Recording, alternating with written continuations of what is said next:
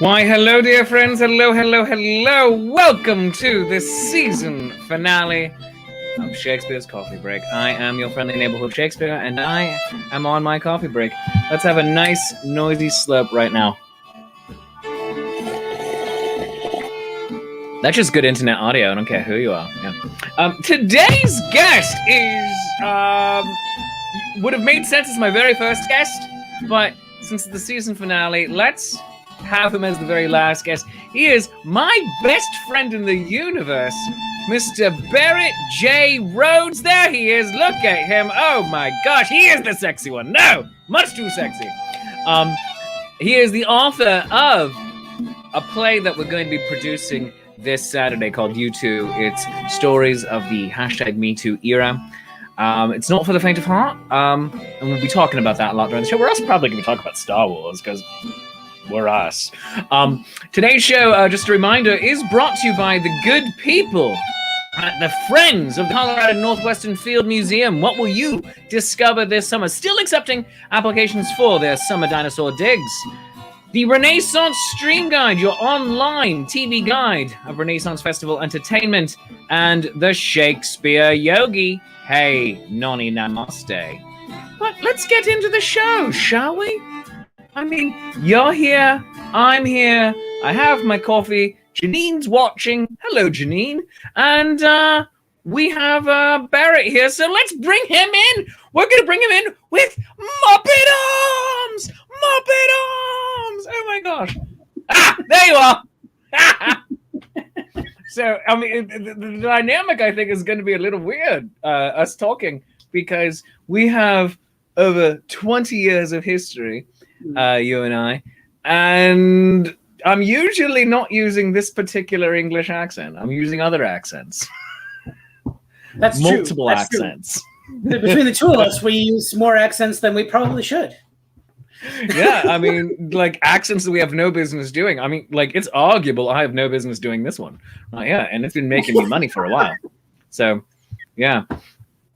Yeah, goodness. So before we get into the nitty gritty of things, how you doing this morning?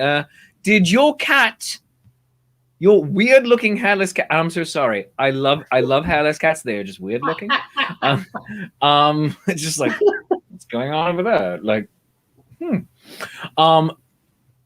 did your cat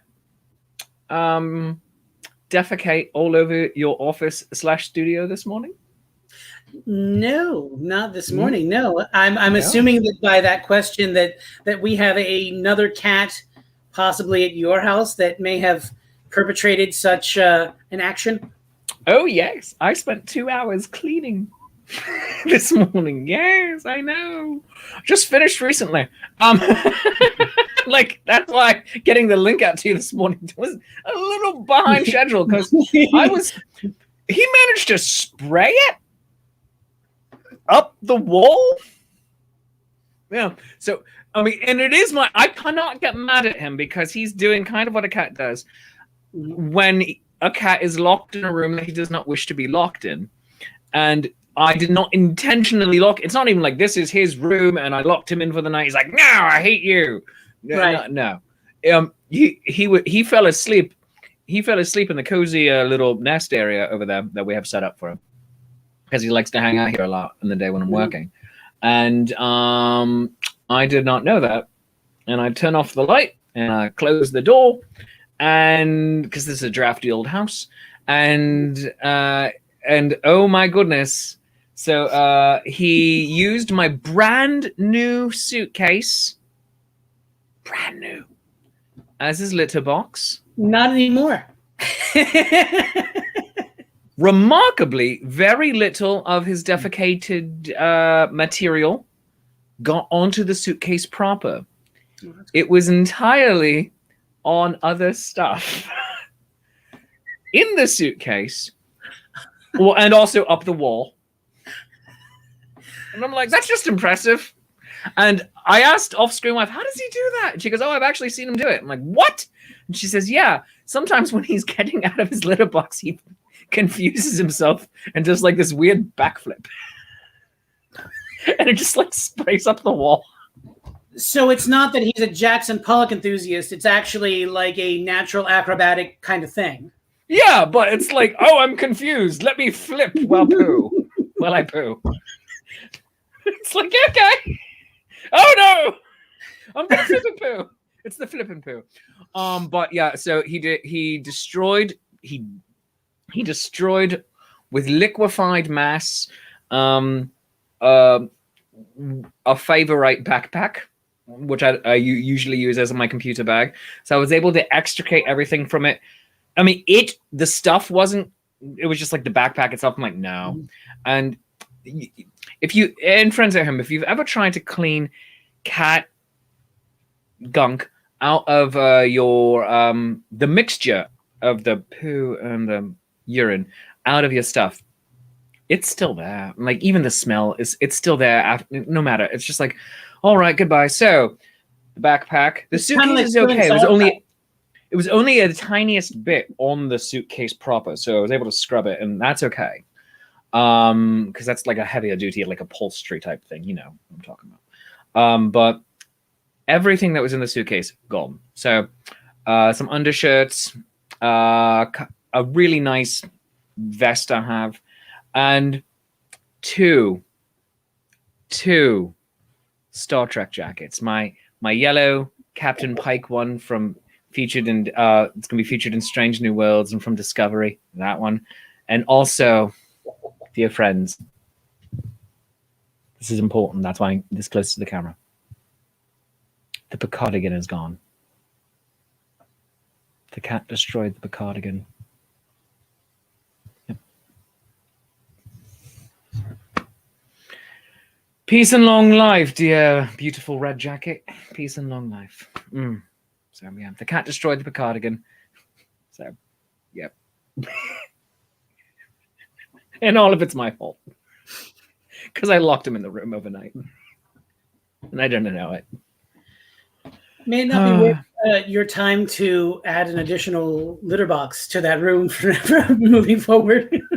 Oh yeah. Oh yeah. It's like, I wasn't planning on having a litter box in here because he was like, oh, I gotta go to the bathroom. He wakes up, he goes downstairs and all that, and comes back up. Like that anyway. Oh, yep. No, Stephen, not the blue one, the actual Captain Picard looking one, not the blue Discovery jacket, but oh yeah. But he says, oh, that sucks, but he likes the blue one better. Oh, Stephen, how dare you? Oh, how dare you? Oh, and one of our actors for this Saturday, this is going to be a nice segue, says, hi, Barrett. So Alex Stephen Arke, who is Officer Manny in this Saturday's production of U2, Stories of the #MeToo Era, is here. So let's get into that. So Barrett Rhoads, author, actor, raconteur, sometimes producer or stage manager, sometimes some theatrical enthusiast, let's say, playwright, owner of weird-looking hairless cats and gigantic dogs. Just one. And gigantic dogs. Yes. What made you sit down and write this play? What's the story of this play, U2?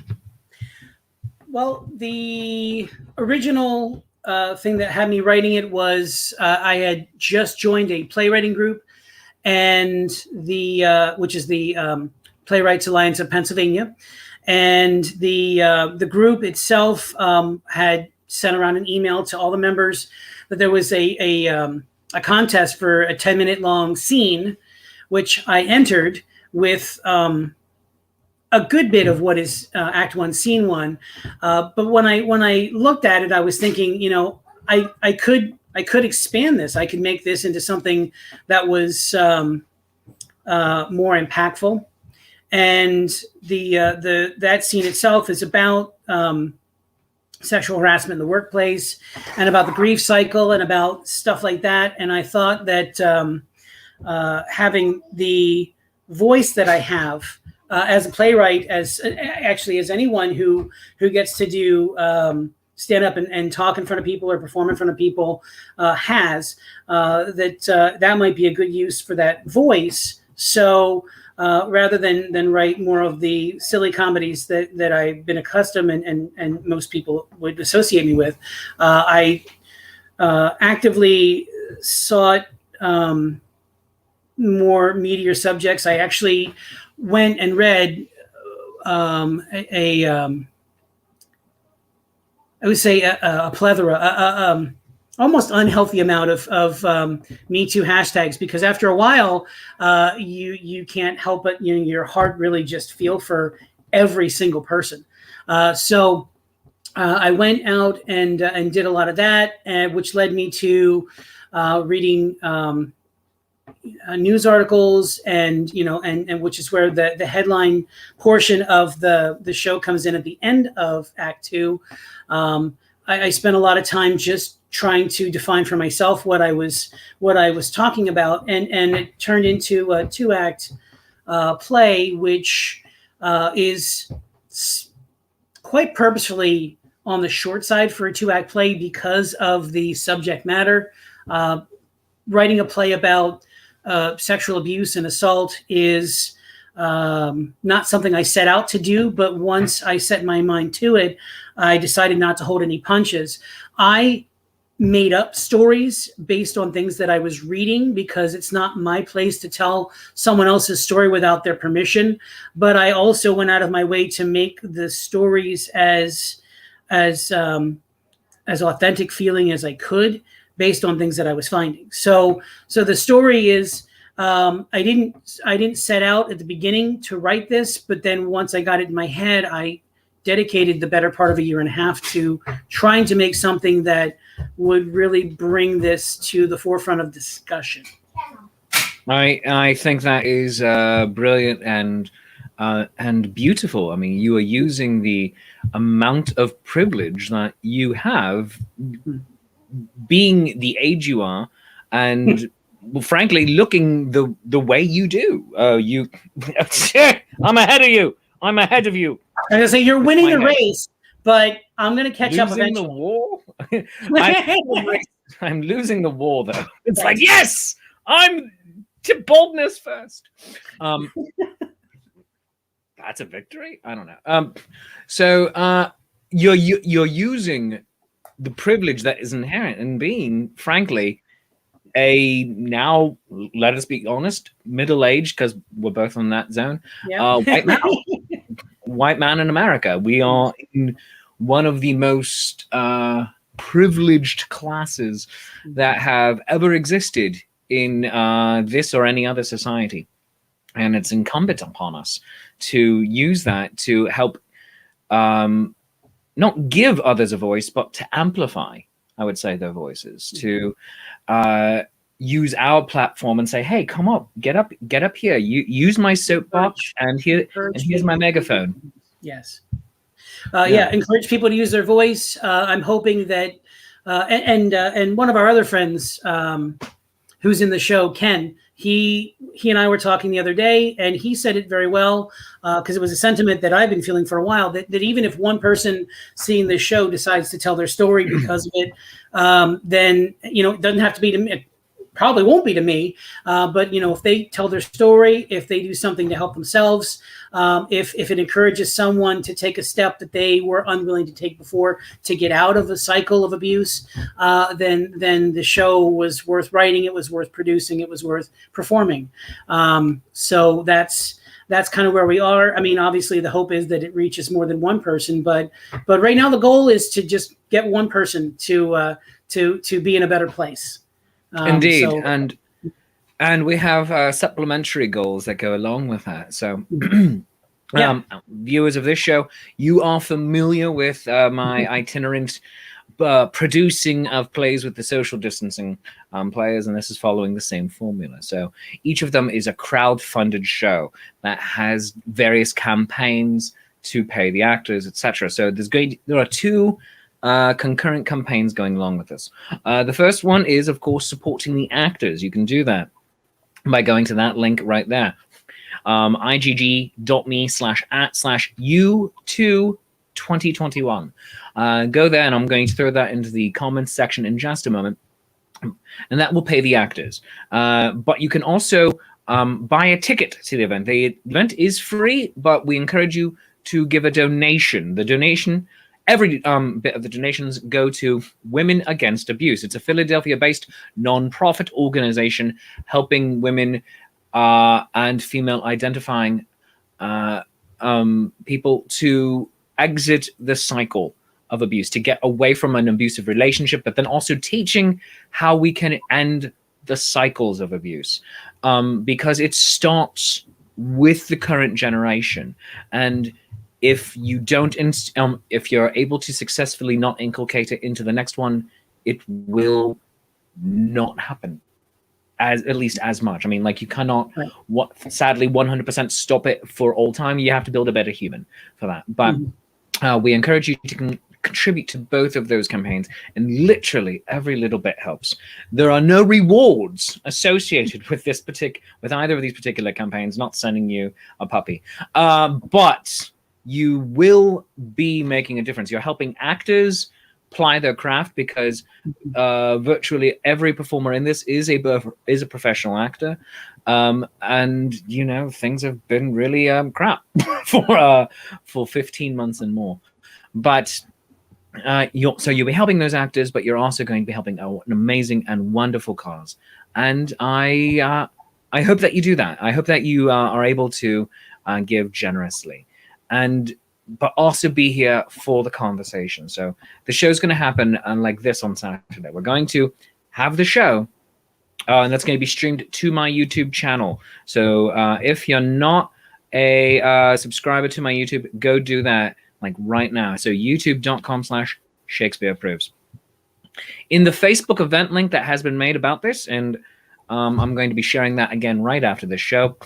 Are you using a Game Boy to go subscribe? No, it's just my wallet. Oh, and my for how small it was for a moment, I thought you were using a 1989 Nintendo Game Boy brick of like, all right, let's do this. It's just like, you know what? Why not? Generic technology that everyone will think is just a device I can use to get online. Oh, very nice. I can't use my phone because my phone is currently serving as my nicer camera than my laptop camera. So I will also pretend I will use this generic piece of technology. Oh, it's a flip phone, maybe? Or is it that's wallet? Impressive technology right there. I know. 15 years ago. Nice. Shut your face. Shut your face. That's Occam's razor, circa 1850. Anyway. See that? There's my nerd joke for you. That's the thing. If cell phones had been invented far earlier than they were, would we call them Occam's razors? Yeah, that would have been good. But yeah, I hope one person watching understands that joke. Anyway, it's it's the simplest answer. That's what it is. But, oh, sweet baby God. Sorry, I just derailed your entire train of thought. You did, but that's how this show works. So that's just what happens here. So so you want to go so like and subscribe to the YouTube channel. So that's, let me leave that up on screen, youtube.com/Shakespeare Approves. That's where the show is going to be happening. It's on an unlisted link, so you're not going to just go and haphazardly stumble across it. Because of content material, there are trigger and content warnings attached to it. This is not for children. This is at the very least a PG-13 show, if not rated R. And if you are PG-13 with discussion, with parental discussion attached. Now, on that, we are having a discussion after the show.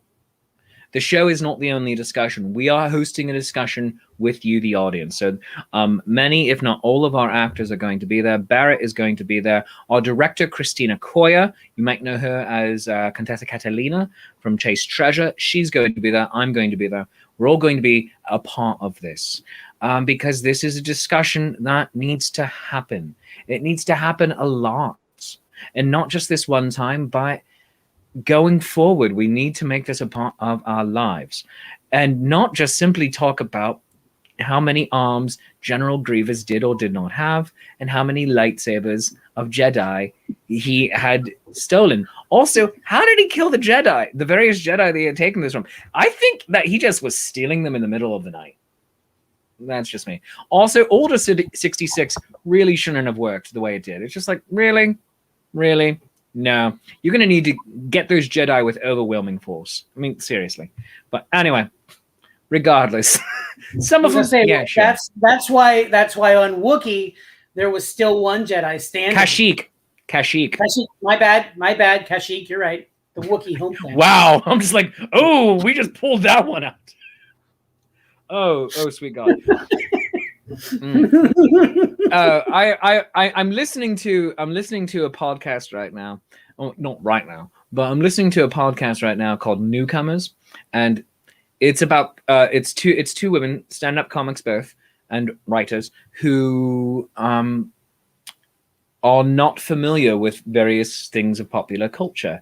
Season 1 is all about Star Wars. Like, they've largely avoided Star Wars. Season 2 is Lord of the Rings. Season 3 is Tyler Perry. So I'm on season 1 right now. And oh my gosh, is it delightful. They're like, what? Why is this? And they always have a guest who loves the thing. But so far, none of the guests have defended any of the bad decisions. Like, no. We are all aware that that's a bad decision. We are all aware. You mean like 70% of the first movie? By first movie, do you mean episode 1 or do you mean the original Star Wars? Because about a year and a half ago, right before pandemic, I'm like, I'm going to watch Star Wars. And I sat down and watched Star Wars. And it's not great. Like, A New Hope. Great for the time, but the problem we have is we're judging it by our current standards, and of course we are watching Marvel movies that have amazing CG and amazing, everything else. Like, everything was green screened in, and it's no. Here's the thing. When the Marvel movies go all green screen all the time, I'm not a fan. Fair. I'm not. I'm not. Like, I look at those Guardians of the Galaxy movies, and the first one I found enjoyable, second one not nearly as much.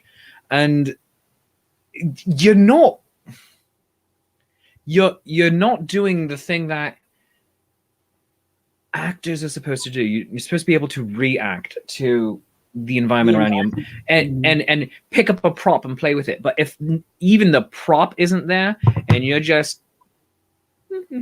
playing pretend, which is great. Actors play. That's what we do. That's why it's called a play. But if I have to then tell you what I'm playing with, you're losing. And it's just like, and like, things need to have weight. It can't be just me going, oh, isn't this a really nice magical ball? Yes. Oh, look at that. And then they put it in post. No, give me a freaking thing to play with and toss and drop and break. I mean, come on. Well, that is and I think a lot of people's biggest complaints about the first movie was that they didn't have practical lightsabers to use. And so they were barely touching each other. If you watch that lightsaber battle versus just about every other one, it isn't very enthusiastic because the actors had to pull every swing so that they wouldn't break the things they were hitting against each other. Oh yeah, they had dowel rods. It was dowel rods on handles. And it's like, Yes. And then you go to the next lightsaber battle. I mean, the very next lightsaber battle, and they're doing hanging parries and doing all this. It's like, it's just like, oh, well, we have a bit more of a budget. Also, we have a fight director who knows what they're doing, and it's all right, cool. Let's have some things that work. All right, let's do that. All right, but also one of my favorite things about how did we get over here? I don't know, but one of my favorite things about episode 2, Attack of the Clones, is there is still one shot where you can see Samuel L. Jackson, Master Mace Windu, when he's holding his lightsaber going, You can see him doing it. And apparently I've heard tell, I have not ever been able to find it, footage of George Lucas saying, "No, Sam, you don't gotta do that. We're gonna put that in for yourself." And Sam Jackson, like, "Listen, I've been waiting 20 some years for this to happen." So, like, this movie came out, I went and saw it as a young man, and I'm like, "This is great." And so I'm gonna be doing this because this is what we were doing backstage at theaters. It's just like, well, let's all right, we're gonna practice the sword fight from Romeo and Juliet. Also, let's throw in lightsaber sounds because we're all nerds. And it's like not even cling cling cling. It's like, and so you can see Sam Jackson going,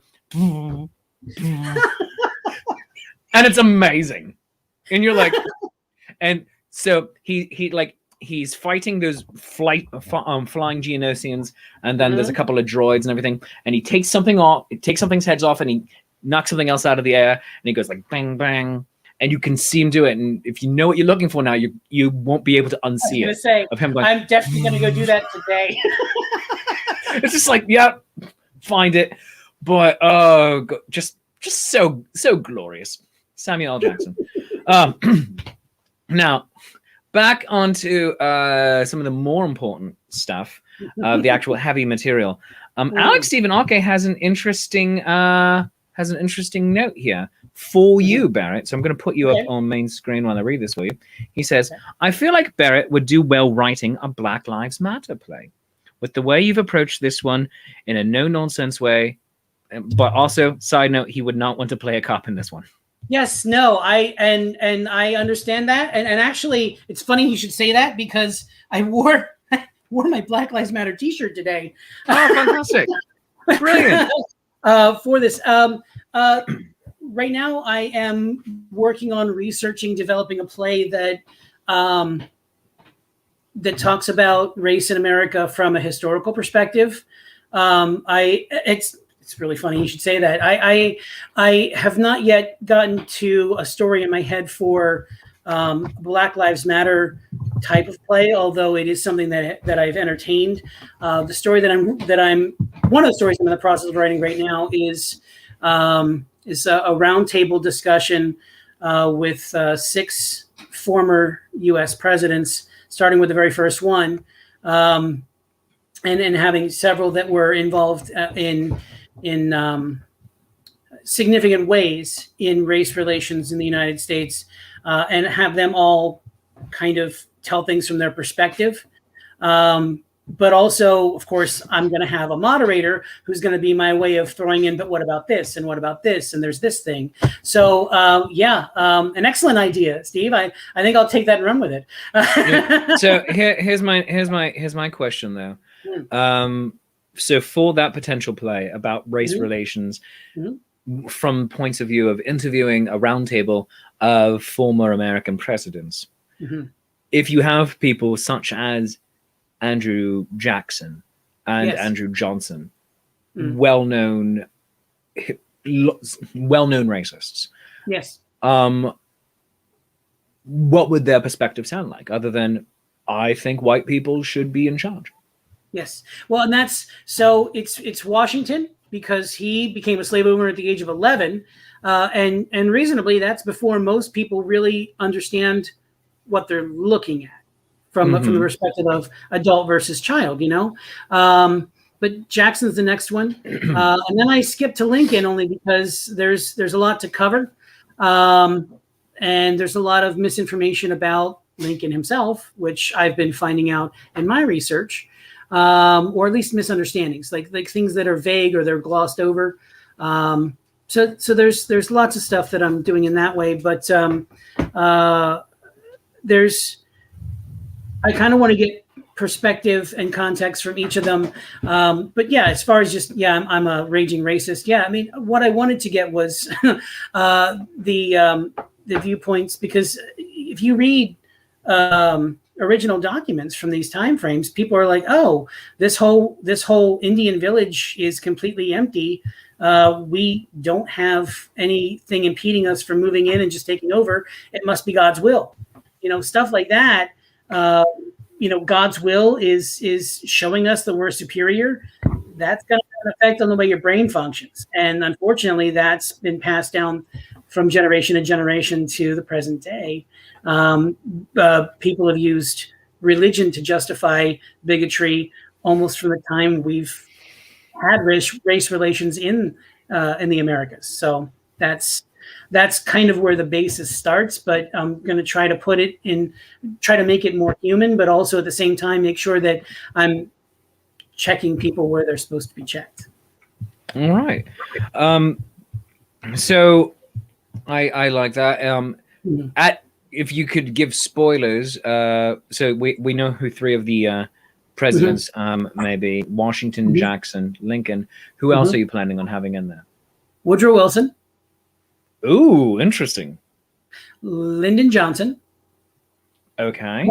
Hopefully for obvious reasons, for anyone who studied history and remembers it, and then Barack Obama. Very good. All right. For Obama, you could pull a lot of what he said in that beautiful 2008 speech in Philadelphia that he did. Yes. Well, that's the thing. One of the great things about having a living president on the panel is that if he would ever respond to an email or something that I have not yet sent to him, that I might actually be able to get genuine perspective from him, and I wouldn't have to put words in his mouth. And that's the great thing about having Johnson and Obama on the panel would be that I don't have to make up as much stuff for them because we have a much better historical document record for those two presidents. Not just their actions, but their actual words and thoughts on the subject. Yeah. Speeches they've made and stuff like that. We just have better records of those two specifically. Yeah, and sadly, sadly, it's true for Wilson as well. We have a lot of his thoughts and feelings.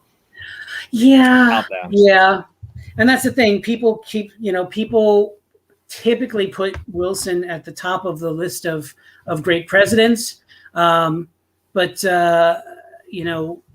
there's still time to consider. Well, Princeton took his name off of some stuff. I mean, yes, he did good things, such as let's found a League of Nations. It failed, yes, but let's found a League of Nations. The idea was a good one. Yeah. On the other side, raging white supremacist, and thought that Birth of a Nation was an excellent piece of early cinema. That's just like, oh no, exactly. But it goes deeper than that. Like at the time he became president, the federal government had been desegregated, and he started a campaign and went back and segregated just about every portion of it. So that's just one of the many things that would be brought up. It's and you see things like that happen so often of let's call them reactionary governments going against progressive regimes. You see that happen so often. But the name of the play again is You Too. It is scenes and stories and vignettes that reflect stories of abuse, strength, and reflection in the era of #MeToo. It's being written by our guest, Barrett Rhoads. It's streaming this Saturday, May 15th, 7 p.m. Eastern Time on my YouTube channel. It's youtube.com/Shakespeare Proves. You can support the Indiegogo campaign to pay the actors by going to that link right there, which is going into the comment section right now. And you can support the charity that we are benefiting for this, Women Against Abuse, by going to the ticket link for Eventbrite that's going into the comment section right now. So, Barrett, thank you so very much for coming on and talking about all of this today, and also having a fun, silly laugh with us this morning. Because, Mace Windu, he's amazing. Right. I mean, at some point when we that come could be back, a whole separate discussion for just you and I to have. just many discussions, because when we come back in the fall, this is all going to be in 15 to 20 minute time slots. So it's gonna be like, all right, the Mace Windu conversation, part 1, part 2, part 3. We'll call them episodes 1, 2, and 3. How great is it that he just goes? He does it himself. The other Jedi don't know why. Like, and then he does it in other movies to other bad guys. Well, friends, that is Shakespeare's Coffee Break, the season finale for today. For spring 2021. We're going to be back after Labor Day. Special thanks again to my guest, Barrett Rhoads, my best friend in the world. There he is. Look at him texting me on his phone. But again, U2 is going to be this Saturday night at 7 p.m. Please donate to the campaigns if you can. Join us on Saturday for the discussion after the show as well. And if you've enjoyed this show half as much as I've enjoyed making it, I enjoy it twice as much as you do, and that's just called maths. And that's whatever you feel the show is worth. A 1, a 5, a 10, for a 50. I will come and talk about Mace Windu going in your front garden. Throw it into my hat. By hat, I mean buy me a cup of coffee. Go to coffee.com/Shakespeare. That's ko-fi.com/Shakespeare and buy me a cup. And let's have a nice noisy slurp right now. Just good internet audio. You can also become a Patreon on the arts by going to patreon.com/Shakespeare. Tier start at $3, go all the way to $30. Friends, it's been a lot of fun to be here with you. I love you, you love me. There is mutual glorious affection. And we will see you soon at a Renaissance fair coming up. Bye-bye now. Take care of yourselves. And remember, keep it classy, San Diego.